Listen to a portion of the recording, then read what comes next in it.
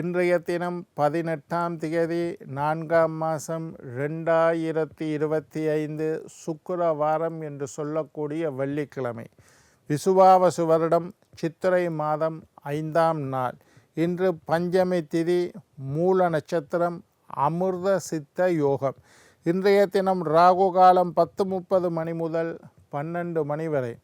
இன்றைய தினம் யமகண்டம் 3 மணி முதல் 4:30 மணி வரை. இன்றைய தினம் நல்ல நேரம் 6 மணி முதல் 7:30 மணி வரை. இன்றைய தினம் சந்திராஷ்டமம். ரோகிணி நட்சத்திரக்காரர்களுக்கு சந்திராஷ்டம தினம். என்ன நேர்களே, வாருங்கள் இனி இன்றைய தினத்திற்கான ராசி பலன்களை பார்க்கலாம்.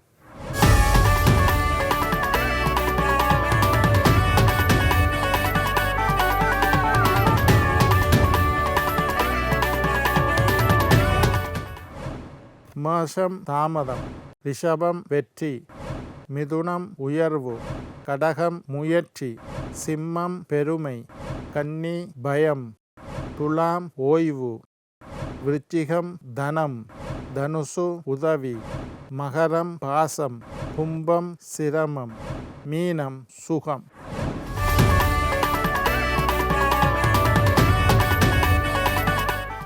இன்றைக்கு என்னத்தை பற்றி பார்க்க போகிறோம்னா, ராசி பலன்கள். பிறந்திருக்கக்கூடிய விசுவாவசு தமிழ் சித்திரை புத்தாண்டு மேஷம் முதல் மீனம் வரையுள்ள 12 ராசியினருக்கும் எப்படி இருக்கின்றது என்பதை பார்த்து கொண்டு இருக்கிறேன். கடக ராசிக்காரர்களுக்கு இந்த பிறந்திருக்கக்கூடிய விசுவாவசு வருடம் தமிழ் சித்திரை புத்தாண்டு இந்த வருஷம் பூரா எப்படி இருக்க போகின்றது என்பதை பற்றி பார்க்க போகிறோம். கோச்சாரப்படி சனி பெயர்ச்சி, குரு பெயர்ச்சி, ராகு கேத பெயர்ச்சி, இந்த பெயர்ச்சிகள் எல்லாத்தையும் வைத்து பொதுவாக உங்களுடைய ராசிக்கு எப்படி இருக்கின்றது என்பதை பார்க்க.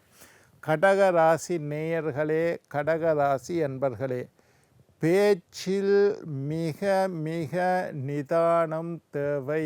கண்டபடி வாக்குறுதியை கொடுத்துடாதீங்கோ.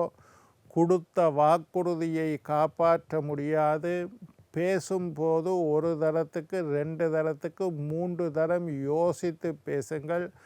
வாக்குறுதி கொடுக்கும்போது உங்களால் இது முடியுமா, செய்ய முடியுமா என்று 2 முறை சிந்தித்த பின்னரே வாக்குறுதி கொடுங்கள். அஷ்டம சனி முடிந்தது, பெரிய ரிலீஃப் உங்களுக்கு. கடந்த 2.5 வருடமாக கடக ராசிக்காரர்களுக்கு 8வது வீட்டில் சனி இருந்து அஷ்டம சனி நடந்து கொண்டு இருந்தது.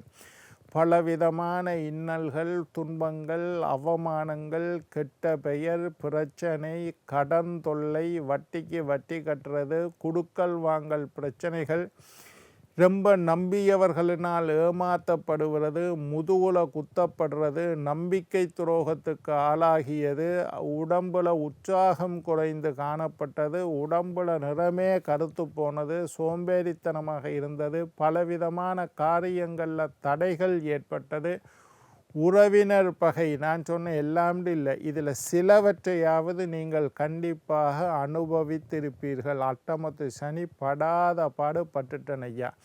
பலவிதமான துன்பங்களை அனுபவிச்சுட்டு விட்டேன். இப்போ சனி மாறிட்டார். கடகராசிக்காரர்களுக்கு இந்த வருஷம் 7.5 சனி முடிந்து விட்டது. சனீஸ்வரன் 7.5 சனியில் அட்டமத்து சனி முடிந்து விட்டது. சனீஸ்வர பகவான் 8வது வீட்டில் சஞ்சாரம் செய்து பலவிதமான துன்பங்களை தந்தவர் இப்போ 9வது வீட்டுக்கு மாறிட்டார். நிறைய பேர், ஐயா நான் சொந்தமாக கார் வச்சுருந்தேன் ஐயா, இப்போ நான் பஸ்ஸில் போகிறேன் என்ற சொல்கிறவர்களை நான் பார்த்துருக்கிறேன். சொந்தமாக கடை வச்சுருந்தேன் ஐயா, இந்த 2.5 வருஷத்தில் நட்டப்பட்டு கடையை விட்டுட்டு இன்னொரு கடையில் நான் சம்பளத்துக்கு வேலை செய்கிறேன். ஐயா, எந்த குற்றமும் செய்யாதவன், போலீஸ் பக்கமே தலை வைக்காதவன், 2 நாள் உள்ளே இருந்துட்டு வந்துட்டேன் ஐயா. நல்ல ஆரோக்கியமாக இருந்தேன். 2 நாள் ஆஸ்பத்திரியில் போய் படுக்க வேண்டிய சூழ்நிலை வந்துட்டு. இந்த மாதிரியெல்லாம் கடகராசிக்காரர்கள் பேசிக்கொண்டு இருப்பார்கள். அட்டமத்து சனி முடிஞ்சுது. இனி புதிய முயற்சிகளை நீங்கள் செய்யலாம், புதிய முதலீடுகளை செய்யலாம். ஆனாலும் குரு 12ல் இருக்கிற விரயத்தை தருவார். அலைச்சல், பிரயாணம், செலவு, நஷ்டம் ஏற்பட வாய்ப்புண்டு. ஆனாலும் குருவினால் வரக்கூடிய விரயம் சுப விரயமாக இருக்கும். சுப விரயம் என்றால் என்ன? வீடு வாங்கிறது சுப விரயம், வாகனம் வாங்கிறது சுப விரயம், நகை வாங்கிறது சுப விரயம். இந்த மாதிரி ஒரு நல்ல விஷயத்திற்காக, மங்களகரமான விஷயத்திற்காக செலவு செய்கிறது சுப விரயம். நல்லது, பலவிதமான நன்மைகள் நடக்கும், நன்மைகள் பெருகும், பலவிதமான நன்மைகள் நல்லது எல்லாம் நடக்கிறதுக்கு வாய்ப்பு இருக்குது. கோபத்தை கொஞ்சம் குறைச்சி கொள்ளுங்கோ, பிடிவாதத்தை கொஞ்சம் குறைச்சி கொள்ளுங்கோ, அடாவடித்தனத்தை கொஞ்சம் குறைச்சி கொள்ளுங்கோ. கொஞ்சம் அடக்கி வாசித்தீர்களாக இருந்தால் இந்த விசுவாச வருஷம் பெரிய நன்மைகளை உங்களுக்கு செய்கிறதுக்கு வாய்ப்பு இருக்குது. அதே மாதிரி கழிவு அகற்றும் தொகுதி சம்பந்தமான ஆரோக்கிய குறைவுகள், உடம்பில் இருக்கிற கழிவு அகற்றும் தொகுதி, மலவாசல், சலவாசல், வியர்வை சுரப்பிகள், வாய் பகுதி, இந்த மாதிரி கழிவு அகற்றும் தொகுதிகளில் ஆரோக்கிய குறைவுகள் வரும். அதில் ஏதாவது பிரச்சனைகள் இருந்தால் கொஞ்சம் பார்த்து கொள்ளுங்க. வெளிநாடு சம்பந்தமான தொழில் செய்யக்கூடியவர்கள், ஏதாவது பொருட்களை இங்கேருந்து வெளிநாட்டுக்கு ஏற்றுமதி செய்யக்கூடியவர்கள், வெளிநாட்டிலிருந்து பொருட்களை இறக்குமதி செய்யக்கூடியவர்கள், இந்த மாதிரி வெளிநாட்டை தொடர்புபடுத்தி தொழில் செய்யக்கூடியவர்களுக்கு மிகப்பெரிய நன்மைகள் ஏற்பட வாய்ப்புண்டு. பெரியோர்களிடம் வாக்குவாதத்தை தவிர்த்து விடுங்கள். அப்பா அம்மாவை மதித்து நடங்கோ, அவர்களுடைய மனசு கோணாமல் நடங்கோ, அவர்களோட வாக்குவாதத்தில் ஈடுபடாதீர்கள். ஏதோ வயது போனவர்கள் சொன்னால் அப்படி சொல்லிட்டு போகட்டும் என்று கேட்டுட்டு அதை ஏற்றுக்கொண்டு நடங்கோ. இல்லாட்டி கேட்டும் கேட்காமல் இருங்கோ, திரும்பி சண்டைக்கு போகாதீங்க. அது முக்கியம். சில வீண் விரயங்கள் ஏற்பட, சுப விரயமும் நடக்கும், வீண் விரயமும் நடக்கும். ஆஸ்பத்திரிக்கு கொண்டு போய் காசை கொட்டினீங்கன்னா அது வீண் விரயம். வட்டிக்கு வட்டி கட்டினீங்களாக இருந்தால் வீண் விரயம். கேளிக்கைகளுக்காக செலவழிச்சிங்கன்னா வீண் விரயம்.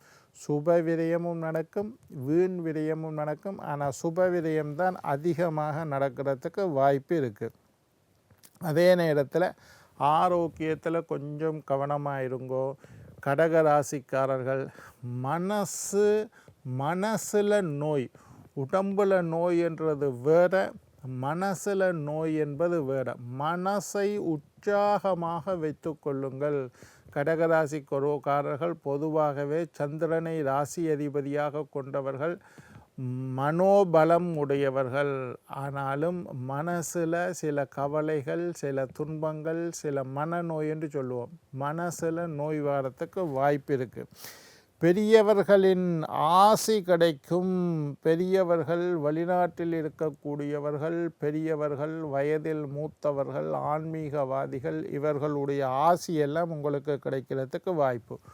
உங்களுடைய திறமைகள் வெளிப்படும். உங்களுடைய திறமைக்குண்டான அங்கீகாரம் கிடைக்கும். கலைத்துறையினர் விழிப்படைந்து கொள்ளுங்கள். கலைத்துறையினர் உங்களுடைய திறமைக்குண்டான அங்கீகாரம், நீங்கள் பாட்டு படிக்கிறவராக இருக்கலாம், வயலின் வாசிக்கிறவராக இருக்கலாம், மிருதங்கம் வாசிக்கிறவராக இருக்கலாம், கதை எழுதக்கூடியவர்களாக இருக்கலாம், கட்டுரை எழுதக்கூடியவர்களால் உங்களுடைய திறமைக்குண்டான அங்கீகாரம் கிடைக்கும்.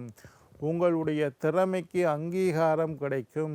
உங்களுடைய படைப்புக்கு நல்ல வரவேற்பு கிடைக்கிறதுக்கு வாய்ப்பு இருக்குது. கலைத்துறையினருக்கு நல்ல காலம். மன அழுத்தம் படிப்படியாக குறையும். மன செலவுலாம் கடகராசிக்காரர்கள் கொஞ்சம் மன அழுத்தத்தோடு எப்போவுமே இருப்பார்கள். அவர்களுடைய மன அழுத்தம் படிப்படியாக கொஞ்சம் கொஞ்சமாக குறையும். மனசில் நிம்மதி, மகிழ்ச்சி, சந்தோஷம் வரத்துக்கு வாய்ப்பு அதிகமாக இருக்குது. கொஞ்சம் கடகராசிக்காரர்கள் இந்த விசுவாவசு வருஷத்தில் தியானம் செய்ய கற்றுக்கொள்ளுங்கள். எல்லா ராசிக்காரரும் தியானம் செய்கிறது நல்லது. முக்கியமாக குறிப்பாக கடகராசிக்காரர்கள் கொஞ்சம் தியானம் செய்ய கற்றுக்கொள்ளுங்கள். மனதை அடக்க கற்றுக்கொள்ளுங்கள். மனதை ஒருநிலைப்படுத்த கற்றுக்கொள்ளுங்கள். மனதை ஒருமுகப்படுத்த கற்றுக்கொள்ளுங்கள். கொஞ்சம் தியானம் செய்தீர்களாக இருந்தால் உங்களுடைய வாழ்க்கையில் இன்னும் பெரிய முன்னேற்றத்தை நீங்கள் அறிவீர்கள். மாணவர்களை பொறுத்தவரையில் கல்வியில் ஆர்வம் அதிகரிக்கும். வெளிநாட்டுக்கு போய் படிக்கணும் என்று நினைக்கக்கூடிய மாணவர்களுக்கு அந்த வெளிநாட்டு யோகம் உண்டு. வெளிநாட்டுக்கு போகிறது, அங்கே போய் படிக்கிறது, படித்து கொண்டே ஒரு வேலை செய்கிறது, அங்கே படித்து முடித்தோன்னு நிரந்தரமாக வேலை கிடைக்கிறது, அங்கே பிஆர் கிடைக்கிறது, நிரந்தரமாக அங்கே வசிக்கக்கூடிய வாய்ப்பு உருவாகிறது. இந்த மாதிரி விஷயமெல்லாம் இருக்குது. பொதுவாகவே மாணவர்களுக்கு கல்வியில் ஆர்வம் அதிகரிக்கும். நல்லா படிக்கணும், நிறைய படிக்கணும், படித்து முன்னேற வேண்டும் என்று படிப்பினுடைய அருமை பெருமைகளை புரிந்து மாணவர்கள் ஆர்வத்துடன் கல்வி கற்கக்கூடிய காலமாக இந்த காலம் அமையும். வெளிநாட்டுக்கு போகணும்னு பார்த்துருக்கக்கூடியவர்களுக்கு அந்த வாய்ப்பு அமையும். குரு 12 இருந்தால் வெளிநாட்டு யோகம் இருக்குது, வெளிநாட்டுக்கு போகிறதுக்கு வாய்ப்பு.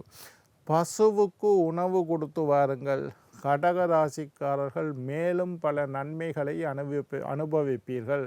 நாளை மற்றொரு ராசியுடன் உங்களை சந்திக்கும் வரை உங்களிடம் விடைபெறுவது உங்கள் ஜோதிட சித்தர் டாக்டர் ராஜராஜ குருக்கள்.